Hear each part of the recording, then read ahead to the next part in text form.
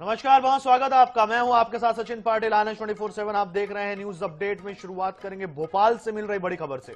Congress media विभाग के अध्यक्ष मुकेश नायक का इस्तीफा। टैलेंट हंट में नियुक्ति पर विवाद जो छिड़ा, उसके बाद उन्होंने इस्तीफा दे दिया है। टैलेंट हंट कार्यक्रम के तहत मुकेश नायक ने नियुक्तियां की थी। कम्युनिकेशन प्रभारी अभय तिवारी ने निरस्त कर दी थी नियुक्तियां। बहुत बड़ी और अहम खबर आपको बता रहे हैं मध्य प्रदेश की कांग्रेस की राजनीति से। टैलेंट हंट कार्यक्रम के तहत मुकेश नायक ने नियुक्तियां की थी। कम्युनिकेशन प्रभारी ने ये नियुक्तियां निरस्त कर दी थी। तो टैलेंट हंट में नियुक्ति पर छिड़े विवाद के बाद इस्तीफा।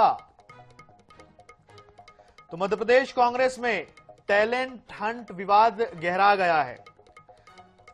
सहयोगी अंकुश मौर्य हमारे साथ में है। अंकुश, जरा आपसे जानना चाहेंगे, लंबे समय से ये खींचतान चल रही थी, लंबे समय से टैलेंट हंट विवाद गहराया हुआ था, लेकिन ऐसा क्या हो गया कि सीधा इस्तीफा ही देना पड़ गया?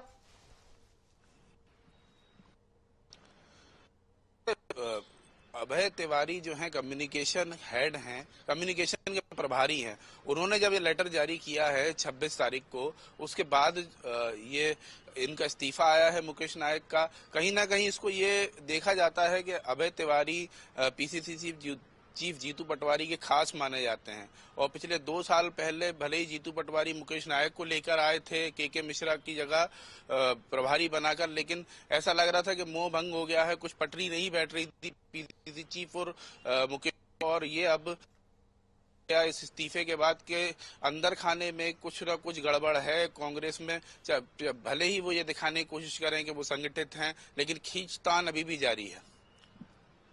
बिल्कुल। तो क्या इस पर कोई प्रक्रिया, ये लेटर के बाद कोई प्रक्रिया उनकी खुद की भी आई है क्या? भाई क्यों छोड़ा है करके। वो तो ठीक है, सार्वजनिक रूप से लेटर जारी हो गया, उन्होंने बता दिया है कि भाई काम किया, बहुत अच्छे से काम किया, अब मैं चाहता हूं कि दूसरे लोगों को मौका मिले। लेकिन अंदरूनी उन्होंने कोई बात कही है क्या अभी तक?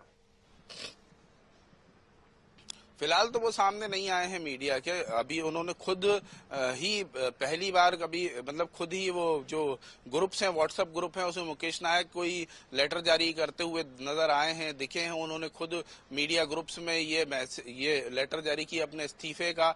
जाहिर है कि वो पूरा मन बना चुके थे। जब अभय तिवारी का कल लेटर सार्वजनिक हुआ, उसके बाद वो मन बना चुके थे कि उन्हें अब इस पद पे नहीं रहना। जब कम्युनिकेशन के प्रभारी ये लेटर जारी कर दें कि मुकेश नायक को कोई हक नहीं था टैलेंट हंट कार्यक्रम के तहत नियुक्तियां करने का, तो कहीं ना कहीं उनको हर्ट हुआ होगा कि एक कहीं ना कहीं अभय तिवारी जो है बहुत जूनियर हैं अगर मुकेश नायक की तुलना में देखा जाए तो। मुकेश नायक विधायक रहे हैं, मंत्री रहे हैं और तमाम पदों पर रहे हैं, तो एक सीनियरिटी जूनियरिटी के बीच में जो है एक झगड़ा भी देखने को मिल रहा है। अगर यही पत्र निरस्तीकरण अगर प्रदेश प्रभारी करते हरीश चौधरी या पीसीसी चीफ जीतू पटवारी के पत्र से जारी होता, तो शायद हो सकता था कि मुकेश नायक इस्तीफा नहीं देते, लेकिन उसे अभय तिवारी ने जारी किया। उसके बाद जो है ये चीजें सामने आई हैं।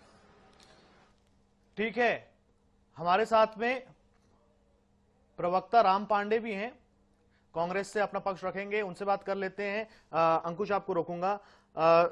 जरा बताइए कि ये इस्तीफा ऐसे समय में आया है जब 24 घंटे से ये खिंचतान बहुत ज्यादा चली गई और उसके बाद इस्तीफा आ गया। आपने तो बैठे बिठाए बीजेपी को मौका दे दिया।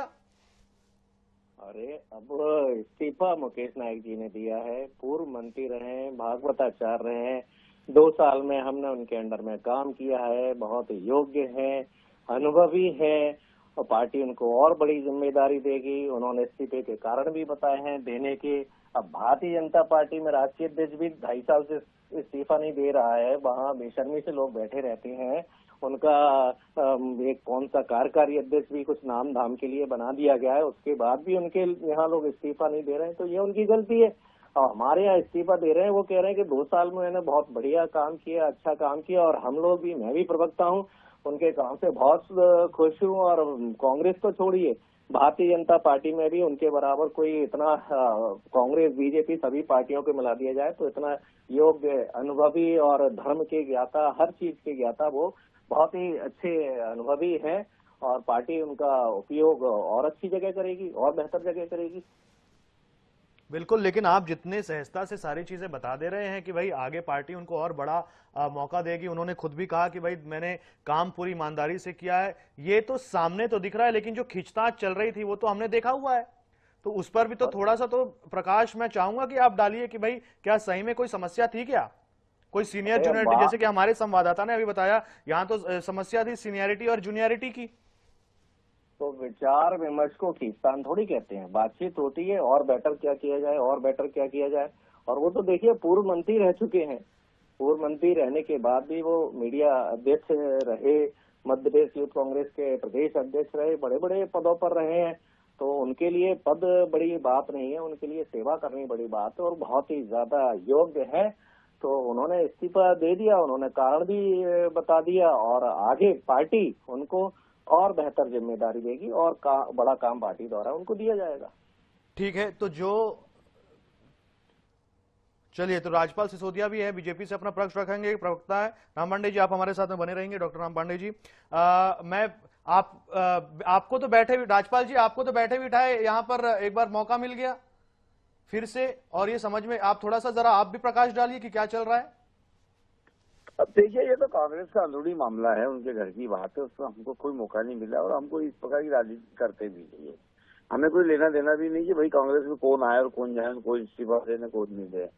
और उनका जो अंदरूनी जो आपस की गुटबाजी है, तो जिस प्रकार से लगातार मीडिया विभाग में ही रह के उनकी अपेक्षा करने का काम हो रहा था, मुझे समझ में आ रहा है कि उसी का नतीजा है ये।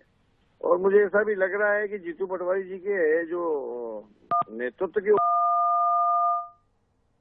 जी हो नहीं रहा लोगों को, कांग्रेस के नेताओं को भी भरोसा रहा नहीं जीतू पटवारी जी पे। क्योंकि जीतू पटवारी जी ने कीर्तिमान स्थापित करा इस बात का कि जब वो उनके नेतृत्व में लोकसभा का चुनाव होता है तो मध्य प्रदेश में कांग्रेस के सदस्य संख्या, सांसद संख्या 0 होने का काम होता है। तो ये जो शून्य का कीर्तिमान स्थापित हुआ है कांग्रेस में, तो इसकी वजह से क्राइसिस है, कंफ्यूजन है। और कंफ्यूजन जब है तो फिर इस प्रकार से लोग छोड़ के जा रहे। कहावत भी है ना कि जब जहाज डूबता है तो सब कूदने लगते हैं, तो उसी तरीके से खुदाबंदी है ये, इससे ज्यादा और कुछ है नहीं। ठीक है, डॉक्टर राम पांडे जी हमारे साथ बने हुए। डॉक्टर राम पांडे जी, इनके सवालों का जवाब तो आपसे चाहूंगा, और दूसरा ये भी चाहूंगा कि भाई अभय तिवारी ने जो नियुक्तियों को निरस्त क्यों किया। आप जैसे बता रहे हैं कि सारी चीजें अच्छी चल रही है, फिर नियुक्तियां निरस्त क्यों हुई? देखिए, बीजेपी में तो बेशर्मता ही है, वहां इस्तीफे नहीं दिए जाते। अभी पिपरमा बागरी जो कैबिनेट मंत्री है, उनका भाई गांजा का व्यवसाय करते पकड़ा गया, सबने इस्तीफा मांगा, नहीं दिया। अभी सड़क पैरों से खुद रही थी, पीडब्ल्यूडी मंत्री का केस पकड़ा गया, पीडब्ल्यूडी मंत्री ने इस्तीफा नहीं दिया। आर्मी के बारे में विजय शाह ने क्या क्या बोला, इस्तीफा नहीं दिया। तो भारतीय जनता पार्टी के लोग तो बेशर्मी से पड़े रहते हैं। जहां तक जीतू पटवारी जी की बात है, अभी विजयपुर उपचुनाव हुआ था, मोहन यादव सब कुछ छोड़ छाड़ के विजयपुर में पड़े रहे, भारतीय जनता पार्टी के बड़े नेता सब वहां पड़े रहे, नरेंद्र सिंह तोमर पड़े रहे।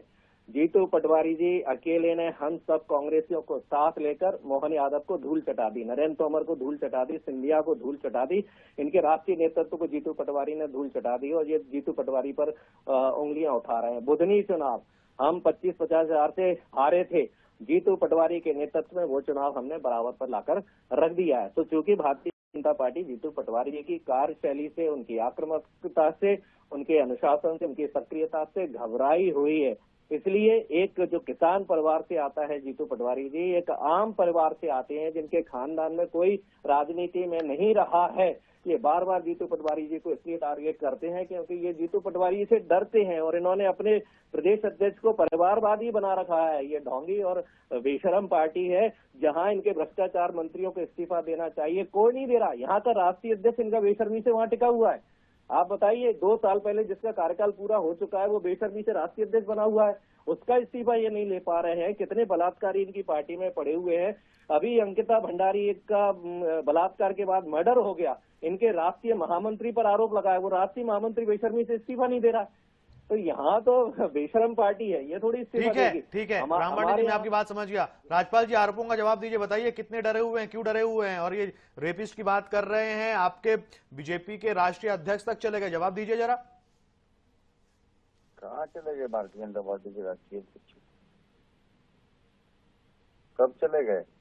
वो तो कह रहे हैं कि उन्होंने इस्तीफा, वो इस्तीफा नहीं ले पा रहे हैं भाजपा वाले, इस्तीफा अध्यक्ष का इस्तीफा नहीं ले पा रहे हैं, वो तो आरोप लगा रहे हैं। आप सुन रहे हैं कि नहीं क्यों लेंगे इस्तीफा? क्यों लेंगे भैया? इस्तीफा क्यों लेंगे? काम कर रहे हैं सब लोग पार्टी का। ठीक है, तो जीतू पटवारी से डरे हुए हैं क्या आप लोग? उनके नेतृत्व में, माननीय राष्ट्रीय अध्यक्ष जी के नेतृत्व में लगातार देश के कई राज्यों में और प्रदेश के सही देश में सरकार रिपीट होने का काम हुआ है, संगठन काम कर रहा है, पार्टी काम कर रही है। जीतू पटवारी से कौन डरा हुआ है? जो ये तो वही बता पाएंगे राम पांडे जी। और भारतीय जनता पार्टी के सामने तो जीतू पटवारी खुद भी चुनाव हारे हुए हैं। अभी लेटेस्ट चुनाव जीतू पटवारी जी प्रदेश अध्यक्ष हारने के बाद बने हैं जी। तो ये लोग चुनाव जीत नहीं सकते, संगठन चला नहीं सकते, कंफ्यूजन में, क्राइसिस में। और ये कंफ्यूजन, क्राइसिस, इनके घर के झगड़े सड़क पे आ रहे हैं, उसमें स्थित हो रहे हैं। अब इसमें भारतीय जनता पार्टी क्या करे? इनसे घर नहीं संभल रहा जी राजपाल जी। जी इन्हें भी चलती सरकार नहीं संभली थी, इनके गिर पड़े थे, तब भी नहीं संभली थी। ठीक है राजपाल जी, राजपाल सिसोदिया जी आपका, डॉक्टर राम पांडे जी आपका बहुत धन्यवाद हमसे चर्चा करने के लिए।